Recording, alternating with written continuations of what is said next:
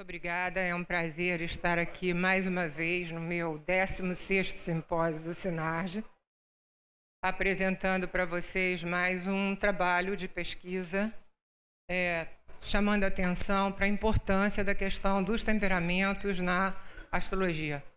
O temperamento corresponde ao aspecto funcional do indivíduo, inclusive em termos orgânicos. Isso vai indicar a sua maneira mais simples de expressar a sua natureza. E isso, infelizmente, é um pouco deixado de lado pela astrologia, principalmente a astrologia moderna. Como é que eu faço? Os temperamentos são 4: o bilioso, o colérico, sanguíneo, o linfático ou fleumático, melancólico ou nervoso. Nós sabemos que a origem dos temperamentos, isso encontra-se inclusive em dicionários, está nos humores de Hipócrates.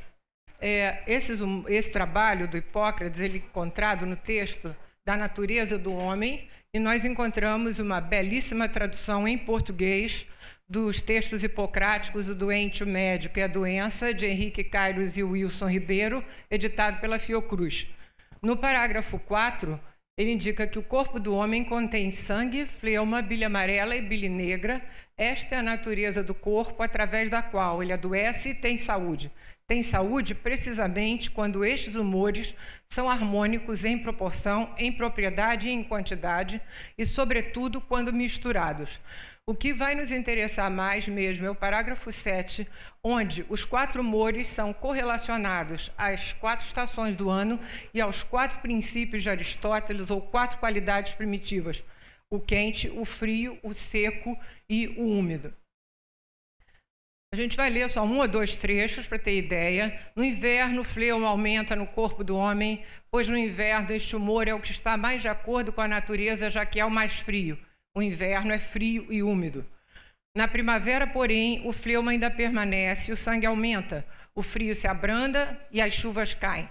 O sangue aumenta por causa das temporais e dos dias quentes. A primavera é úmida e quente.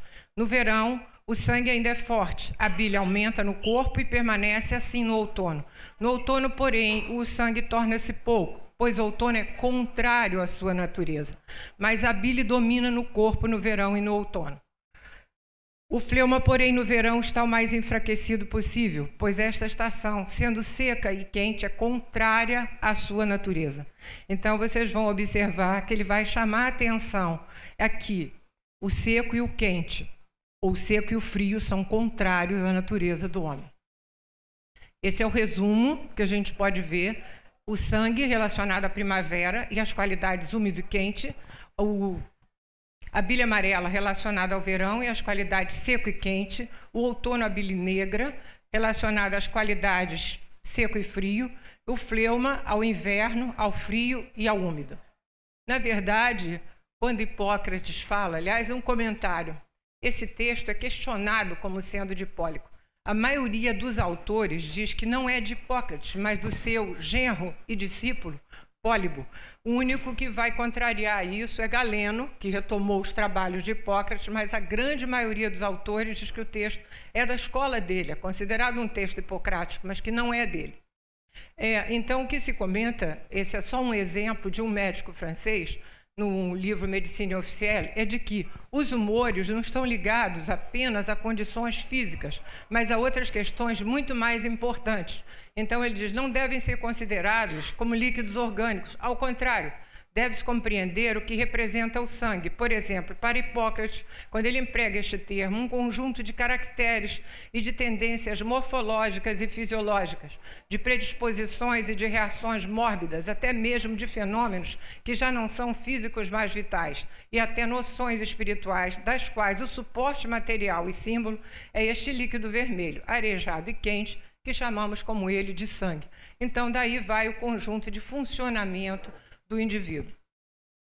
André Barbeau, no livro Universo Astrológico, os 4 elementos, que nós tivemos o privilégio de traduzir alguns anos atrás, apresenta como um historiador, Wilhelm Knepke, que diz que o primeiro trabalho de correlação dos dos humores e temperamentos de Hipócrates na astrologia individual foi de Antioquio de Atenas, do final do século II, no seu trabalho O Tesouro Doméstico. Então, ele vai relacionar o sanguíneo, Júpiter e Vênus, planetas que são compostos pelas qualidades quente e úmido. Ao bilioso, Marte e Sol, planetas que são compostos pelas qualidades quente e seco. Ao melancólico, ou nervoso, Saturno e Mercúrio, que ele considera compostos pelas qualidades frio e seco. A gente vai ver que as qualidades de Mercúrio são questionáveis, são variáveis. E ao linfático, a relação de Lua e Vênus. Lua tem as qualidades frio e úmido, e Vênus, que é predominantemente úmida. Então, Antioquio vai colocar Vênus nas duas possibilidades, que nós achamos correto. Sigamos agora, dentro da nossa, como a gente sempre faz uma pesquisa histórica, a Ptolomeu. Ptolomeu, no livro 3, capítulo 16, cita do temperamento e da constituição física e indica como buscar o astro mais forte em termos de temperamento, através do regente, do ascendente da casa 1, da Lua e do seu dispositor e das estrelas que ascendem. Ou melhor, nós sabemos que Ptolomeu instituiu uma natureza planetária para as estrelas. Então, é isso que ele vai dizer, as estrelas que ascendem paralelo ao ascendente. Ele faz a descrição do temperamento para cada planeta, considerando apenas as qualidades primitivas. Essas qualidades são diferenciadas em termos do conceito de orientalidade. O que é orientalidade? Um planeta vai ser considerado mais forte quando se encontra oriental ao Sol, ou seja, 180 graus antes do Sol. Dentro do conceito do mundo grego, isso era considerado planeta masculino, ou porque era mais ativo. Então, ele vai relacionar Saturno, frio, seco, oriental ganha umidade, perde um pouco da secura. Júpiter oriental é quente e úmido, ocidental adquire mais umidade. Marte oriental é quente e seco, ocidental a secura aumenta. Vênus, como Júpiter, tem uma natureza temperada, porém é mais úmida do que quente. Mercúrio é quase neutro, pode secar por sua proximidade ao Sol ou umedecer por ser vizinho da Lua. Está sujeito às mudanças rápidas em função da sua velocidade. Oriental é mais quente e ocidental é mais seco. Então, Ptolomeu é contrário a Antioquio. Ele lembra também que os luminares acrescentam muito quando configurados com os planetas porque os fortalecem, mas a Lua também os modera. O Sol tem a virtude de esquentar e moderadamente secar, mas se manifesta de modo diferente em função das estações do ano. Na primavera, o Sol é úmido e quente, no verão ele é quente e seco, no outono ele é seco e frio, no inverno ele é frio e úmido. Esta é a única relação com o texto hipocrático. A Lua promove o temperamento mais úmido, porém muda seus efeitos em função do aumento ou diminuição da luz que recebe do Sol. No primeiro quarto, ela é mais úmida, no segundo tem mais calor, no terceiro é mais seca e no quarto é mais frio. Então, vocês viram que Ptolomeu vai relacionar um planeta e não um luminar com relação ao temperamento. Vamos lembrar as 4 qualidades primitivas que descrevem tipos de movimento de uma condição de adaptação entre forças, que é uma questão, uma base fundamental para a astrologia, porque tanto planetas quanto signos são constituídos por essas qualidades, e isso, nos tempos contemporâneos, perdeu muito da sua devida importância. Então, o quente e o frio são as qualidades... Não, desculpa, eu fui para trás.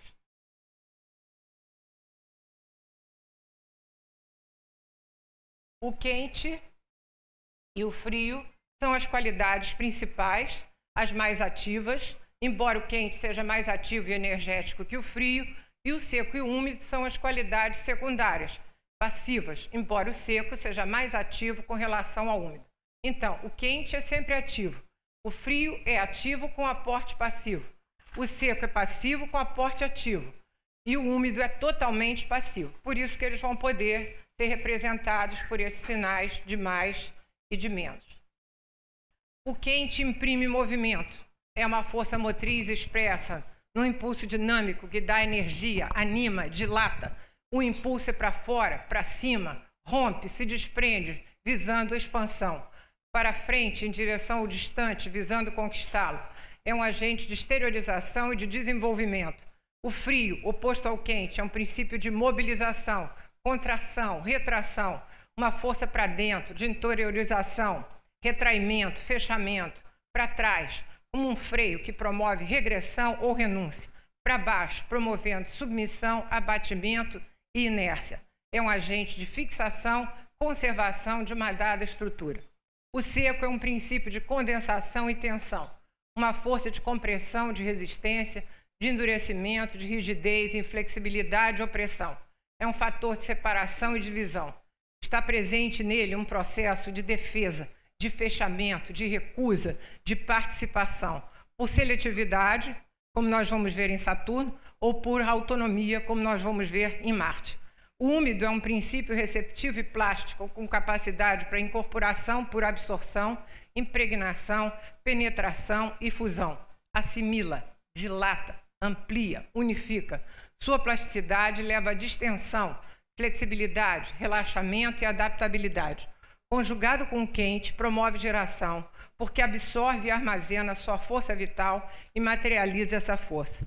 Se nós considerarmos as qualidades, vamos entender muito bem por que Júpiter e Vênus são denominados como benéficos, compostos das qualidades que promovem a geração e a vida, e Saturno e Marte são considerados maléficos porque suas qualidades, frio e seco, e quente e seco, são contrárias à vida, como Hipócrates ou Pólibo já relacionou nos textos ligados às estações do ano.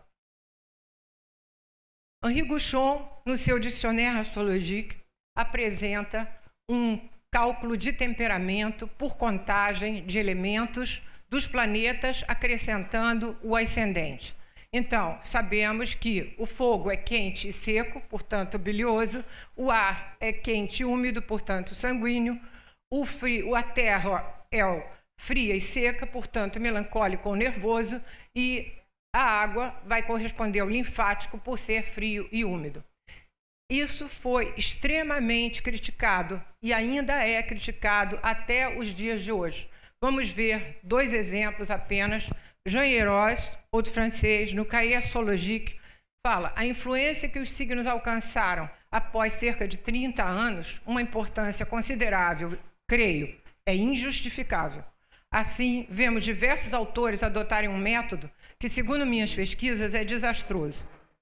André Barbeau, no Universo Astrológico dos 4 Elementos, se eu me dediquei a esse livro, foi precisamente com a finalidade de dar fim a esta prática deplorável. Este procedimento despreza o essencial, o astro, o rei do universo astrológico. É o planeta, por si mesmo, na sua própria natureza, o primeiro princípio, o fenômeno central de toda a configuração. É seu valor intrínseco, sua virtude é prioritária e nenhum outro valor pode apagá-la. Ontem, professor Robert Hand, na sua palestra, disse que uma das falhas da astrologia contemporânea é exatamente a importância dada aos signos, enquanto na astrologia medieval a importância era dada aos planetas.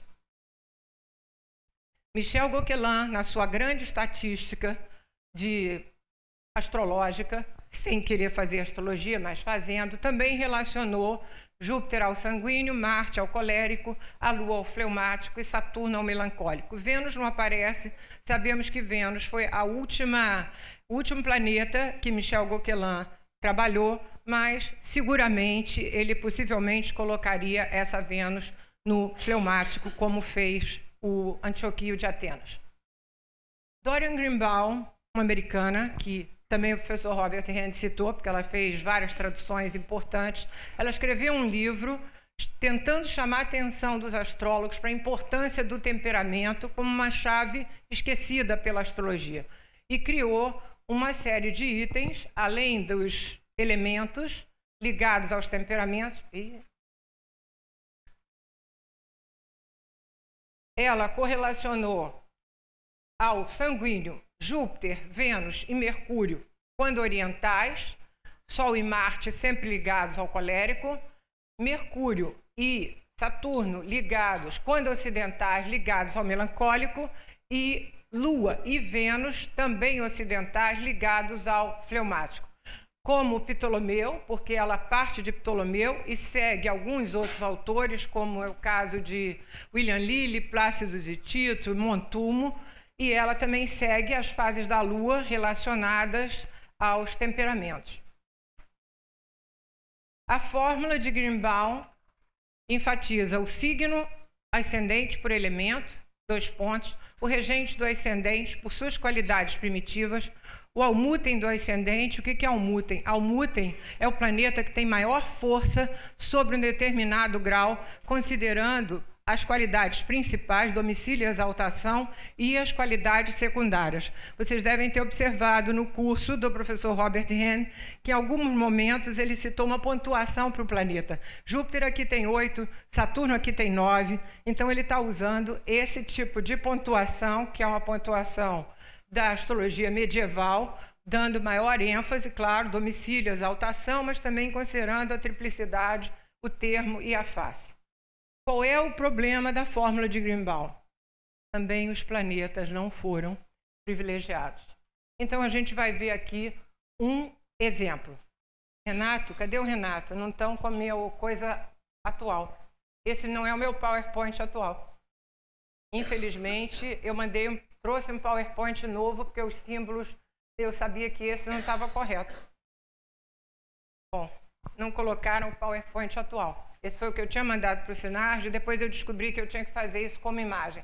Mas vamos lá, a gente vai falar até vinho o que está correto, o que está no computador não é o correto.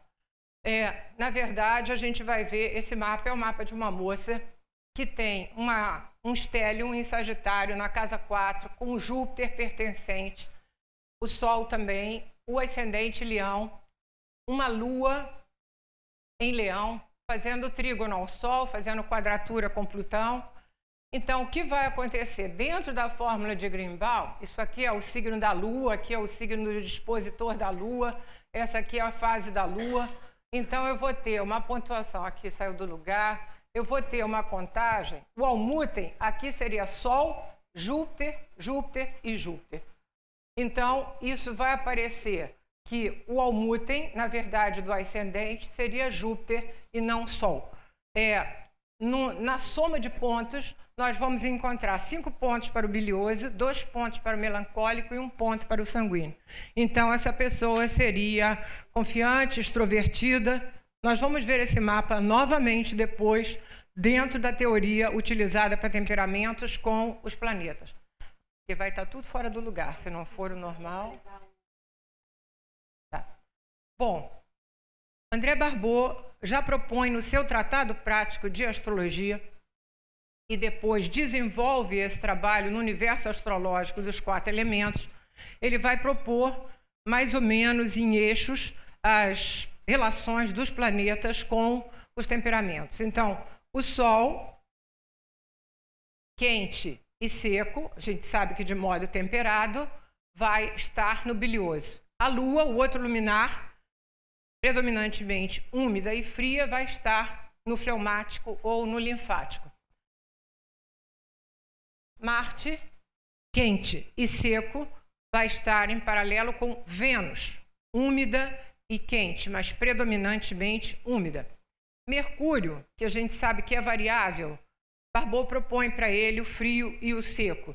Isso vai depender um pouco da posição desse Mercúrio, mas realmente Mercúrio funciona mais como frio e seco. Para os sociais, Júpiter, quente e úmido de modo moderado, está no sanguíneo, e Saturno, frio e seco, está no nervoso ou melancólico. Urano, Barbeau propõe seco e quente, predominantemente seco, e Netuno, ele propõe úmido e frio, predominantemente úmido. Para Plutão, a proposta é de um bilioso nervoso ou de um bilioso linfático, ou seja, um temperamento composto. Vejamos, então, a proposta completa, onde Barbeau diz assim: é verdade que os planetas por si só, eles dão conta do temperamento. Não precisa acrescentar nada mais. Mas podemos acrescentar os signos de suas regências e podemos acrescentar também a estação do ano do nascimento. Então, a gente vai ver aqui para o bilioso. Isso aqui são imagens de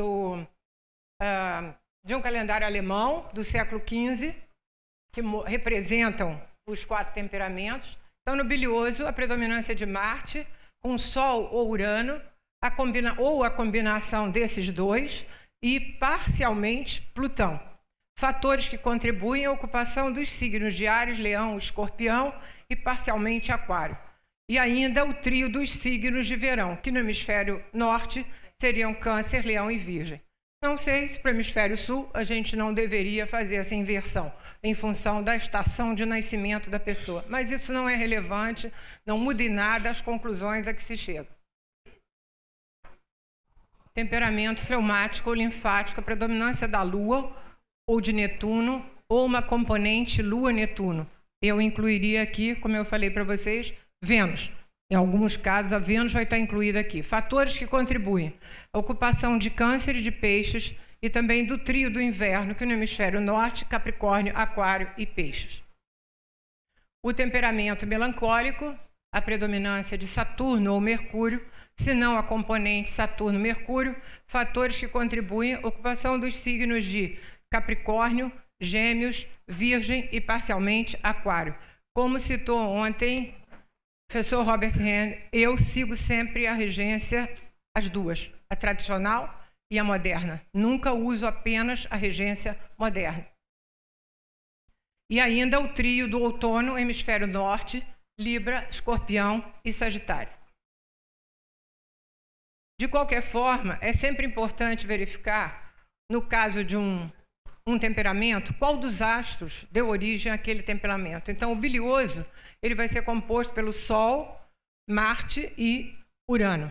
Então, é muito diferente um bilioso solar de um bilioso marciano, ou um linfático jupiteriano, que é muito mais confiante e expansivo do que um linfático, um sanguíneo com base em Vênus. O melancólico baseado em Mercúrio é muito diferente daquele com base em Saturno, o verdadeiro representante desse temperamento. A gente vai ver nas descrições que ele, na verdade, está mais ligado a Saturno do que a Mercúrio. Também as condições do planeta, por signo, aspectos e casa, serão extremamente relevantes, porque eles é que vão modular a natureza do planeta. Então, vejamos o bilioso. Suas características funcionais, orgânicas e de saúde. Manifesta força e firmeza, energético, voluntarioso, impetuoso, assertivo, combativo, pode ser agressivo.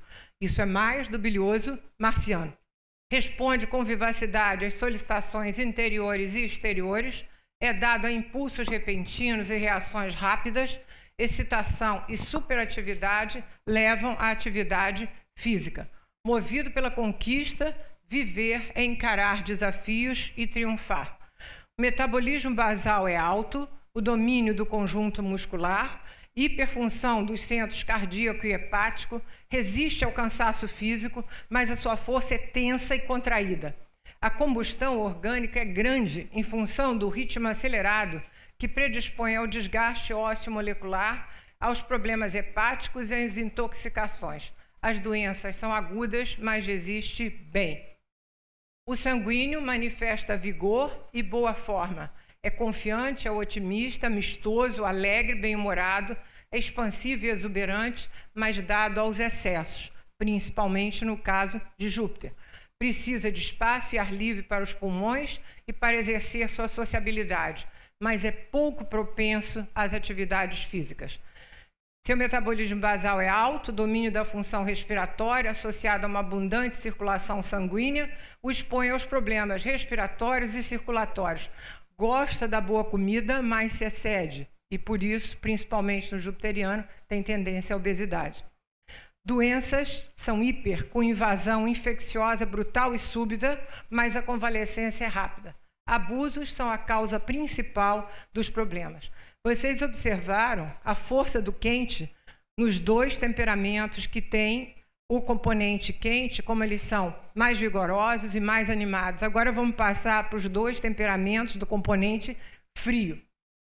Fleumático, calmo, tranquilo, sensível, imaginativo, lento, inclinado à apatia, considera que ignorar alguma coisa afasta aquilo da pessoa, tolerante, conciliador, indulgente, de convivência fácil, aberto às solicitações externas, mas corre o perigo de se deixar viver ou de se deixar levar porque é influenciável pelos outros. O metabolismo basal é baixo, dado a estados vagotônicos, domínio do aparelho digestivo, impulso vital para a comida, dado alimentos pesados e gordurosos, então também pode ter tendência à obesidade, dorme muito, sua imunidade é baixa, permeável aos agentes externos e sensível aos micróbios das infecções banais e às alergias. Problemas das mucosas, incubação das doenças é lenta e imprecisa, as funções orgânicas são preguiçosas e as reações às doenças são lentas. Então, nós vimos que o que tem a predominância do quente vai ser capaz de reagir às doenças, e o que não tem e tem a predominância do frio vai ter mais dificuldade com relação a essa reação. Finalmente, o melancólico, que manifesta pouca energia física, tem reflexos lentos, independente e seletivo, retraído e contraído, reflexivo, analítico, crítico, é pessimista ou cético, é persistente, disposto a esforço, mas não esforço físico. Sua pouca energia física é compensada com uma grande vitalidade mental ou intelectual. Forte vida interior, mas pode ser complicado e atormentado, principalmente melancólico saturnino. Encara a vida como difícil de ser vivida. Seu metabolismo basal é baixo, domínio do sistema nervoso, resiste mal ao esforço muscular prolongado, dorme e come pouco, tem suscetibilidade do sistema nervoso que predispõe à astenia nervosa, tem problemas auditivos, oculares e de reumatismo, reações orgânicas são fracas e limitadas e levam a manifestações crônicas ou que debilitam lentamente. Os temperamentos, é difícil encontrar um temperamento puro. O mais comum é encontrarmos um temperamento composto. Dentro desse temperamento composto, pode haver igualdade ou pode haver predominância de um temperamento sobre o outro. Com essa inclusão e considerando a possibilidade de predominância, ao invés de 4 temperamentos, nós podemos chegar a 16, porque pode ser o sanguíneo bilioso ou o bilioso sanguíneo, o sanguíneo melancólico ou o melancólico sanguíneo, o sanguíneo linfático ou o linfático sanguíneo, o bilioso melancólico ou melancólico bilioso, e assim o linfático melancólico ou melancólico linfático. Em função das qualidades, essa combinação pode funcionar melhor. Então, nós vamos ver que no quente, o sanguíneo e o bilioso combinam e possuem essa qualidade. Com relação ao frio, o linfático e o melancólico são os que possuem essa qualidade. A componente da qualidade principal é mais importante do que a qualidade secundária. Mas, de qualquer forma, a gente pode dizer que seriam antagônicos o bilioso e o linfático, porque eles têm qualidades contrárias. O bilioso com o quente e o seco, e o linfático com o úmido e o frio. Ou o sanguíneo com o quente e o úmido, e o melancólico com o frio e o seco. No sanguíneo linfático, a predominância do quente sobre o frio vai promover exteriorização, que, na verdade, o linfático precisa do quente para colocar suas qualidades para fora.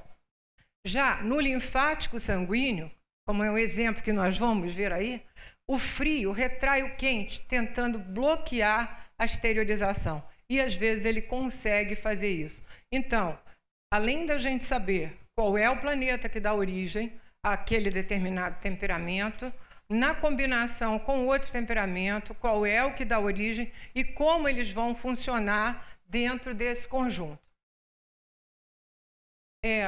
Para descobrir esses planetas, nós vamos considerar a utilização de 3 teorias e uma complementação. Olha, eu queria dizer a vocês que eu vou disponibilizar o PowerPoint no meu site. Dentro de 15 ou 20 dias, eu disponibilizo o texto e o PowerPoint. Então, nem precisa fotografar, porque vai estar disponível lá. Então, Barbault, que ficou conhecida como a teoria da dominante, é a do André Barbault. Mas, na verdade, a busca da dominante é antiga. O próprio Mark Edmund Jones, quando cria seus padrões planetários, tinha como visão encontrar uma dominante, ou seja, um ponto de partida para o mapa.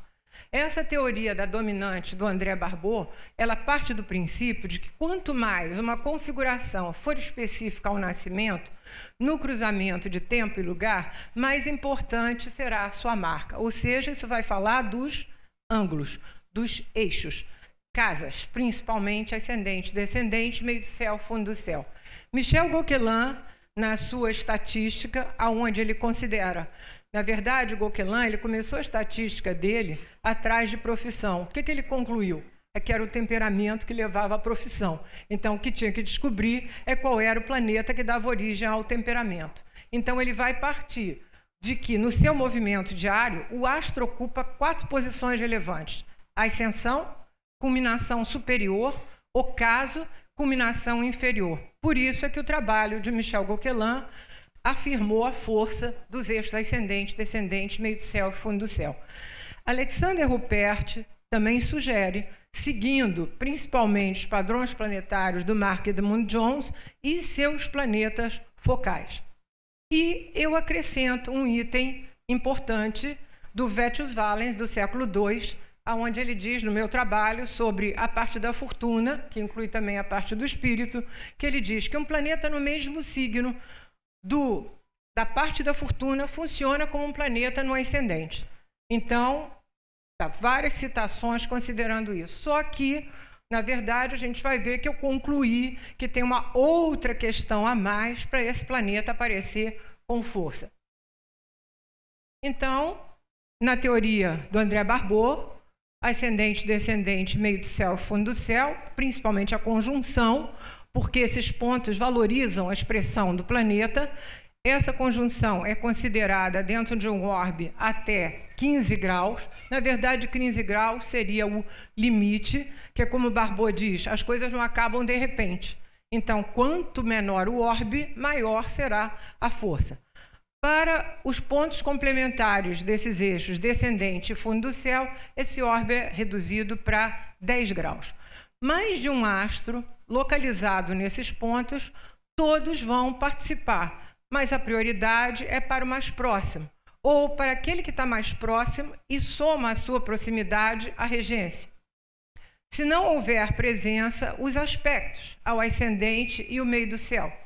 Nesses aspectos, vai predominar a regência, aquele que tem aspecto e regência, e a seguir o de orbe mais próximo. Porém, a força do aspecto também é considerada, ou seja, um sextil não tem uma mesma força de uma quadratura ou de um trígono. Então, é a conjugação das duas condições.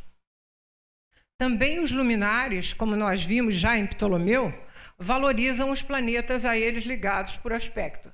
Especialmente quando estiver ligado aos 2 luminares, o planeta já tem uma função de codominante. Na minha experiência pessoal, eu constatei que para mapas masculinos, a ligação de um planeta com os 2 arquétipos masculinos, Sol e Marte, também dá a esse planeta uma função de codominante. E no mapa feminino, a ligação de Vênus e Lua com um planeta dá a esse planeta a indicação de um codominante. Também é importante considerar a valorização de um astro pela ocupação de seu signo de domicílio, independente dele estar lá ou não, por um stellium, pela presença dos 2 luminares ou pela presença de um deles e o ascendente. A outra questão também importante é considerar um planeta muito aspectado. Muito aspectado é um planeta que tem 5 ou mais aspectos, especialmente quando um deles é com um luminar. Vejamos agora a questão do Gauquelin. Gauquelin vai definir 2 zonas, uma mais forte, uma mais fraca, para a presença dos planetas, indicando uma dominância deles. 30 graus antes ou à frente do ascendente do meio do céu e 10 graus antes do descendente ou do fundo do céu. Ora, planetas na casa 9 já culminaram. Planetas na casa 12 já ascenderam. Planetas no final da casa 3 já tiveram sua culminação inferior e planetas no final da casa 6 já fizeram seu ocaso. Então, portanto, essas duas forças são indicadas, principalmente quando você tem a presença de dois, prioritariamente o que está na zona mais forte, mas ele é combinado com a zona mais fraca. É verdade que Gauquelin só encontrou resultado para 5 astros: Lua, Vênus, Marte, Júpiter e Saturno. Mas a gente deve fazer essa observação com relação a todos os astros. Talvez se a pesquisa pudesse ser repetida nos dias de hoje, acho difícil, mas existiria essa possibilidade, nós encontrássemos resultado para outros astros. Alexander Ruppert, que indica a importância dos 7 padrões planetários do Mark Edmund Jones, destacou uma questão como dominante principal: o astro alça do padrão Balde, onde todos os astros estão localizados e um apenas está em destaque separado, especialmente quando esse astro alça estiver isolado por hemisfério. No caso do Vetus Valens, que eu comentei, de um planeta junto à parte da fortuna, o que eu constatei é que se esse planeta se encontra até 3 graus de uma conjunção, portanto, muito próxima, vocês sabem, como citou o Robert Hehn, que os antigos trabalhavam com signos inteiros. Então, quando ele fala um planeta no signo da parte da fortuna, é porque aquela passaria a ser considerada como uma primeira casa, porque a fortuna ela tem um papel de ascendente. E o Valens sugere, como falou o professor anteontem a respeito da parte do espírito, ele sugere para a parte da fortuna que seja feito um mapa com a parte da fortuna como primeira casa. Ou então, quando esse planeta está em aspecto, especialmente se esse aspecto for um aspecto com o regente do signo da parte da fortuna. Um exemplo, por exemplo, uma pessoa que tem uma parte da fortuna em Aquário, em oposição com Saturno. Vamos ver aqui o mesmo mapa que nós já vimos na fórmula da Dorian Greenbaum, que deu o resultado de Bilioso. Observem a posição da Lua, alça de Balde, Gauquelin, destacada de todos os outros astros em Sagitário e na casa 4. A predominância na casa 4 acaba reforçando a Lua. Então, de alguma maneira, essa Lua, além dela ter um trígono com o Sol, mas ela tem uma quadratura partil com Plutão, aqui na casa 3, que fecha mais essa Lua. Então, esta moça, ela é tímida, retraída, nada expansiva, de uma passividade quase inerte, e, de alguma maneira, cadê o lado sanguíneo do Júpiter aqui, em Sagitário, dentro do estélio, fazendo ainda um trígono com o ascendente?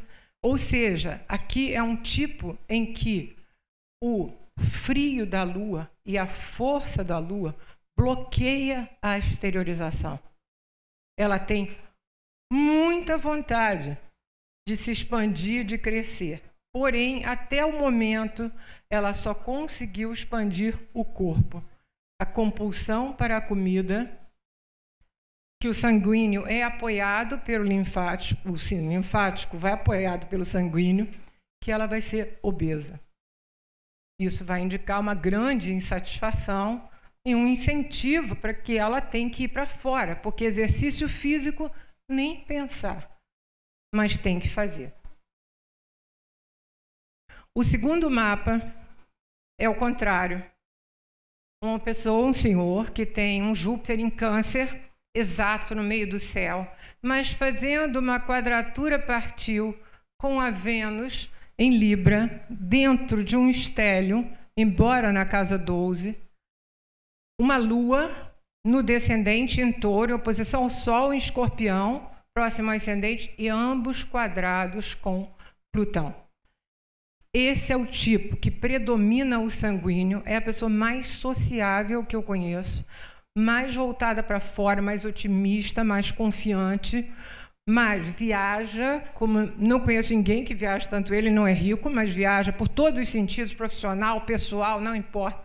Conhece todo mundo, está sempre entusiasmado, alegre, animado, a visão da vida, que a vida é para ser aproveitada e ser vivida. Mas a gente sabe que tem um componente, a parte do bilioso linfático. Então, ele tem também um grande interesse na boa comida, mas consegue controlar esse funcionamento. Um terceiro mapa, que esse é muito interessante, porque a gente tem uma lua em peixes, no meio do céu, fazendo trígono com ascendente em Câncer, final de Câncer, e com Júpiter aqui em Leão.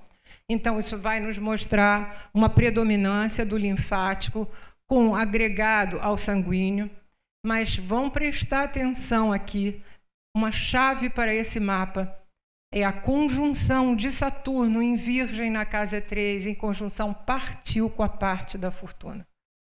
Então, esta moça, ela não é alegre, não é otimista, não é confiante, ela busca expansão, não demonstra força física, que mostraria, que não manifesta vigor, como Júpiter, ao contrário, ela mostra fraqueza física, é uma pessoa contida, retraída, esforçada, quer expansão, ela já morou em 2 ou 3 países diferentes de onde ela nasceu, que ela nasceu na França, mas, na verdade, esse Saturno é uma chave, ela é extremamente deprimida, uma pessoa jovem que desde os 18 anos de idade tem uma depressão profunda.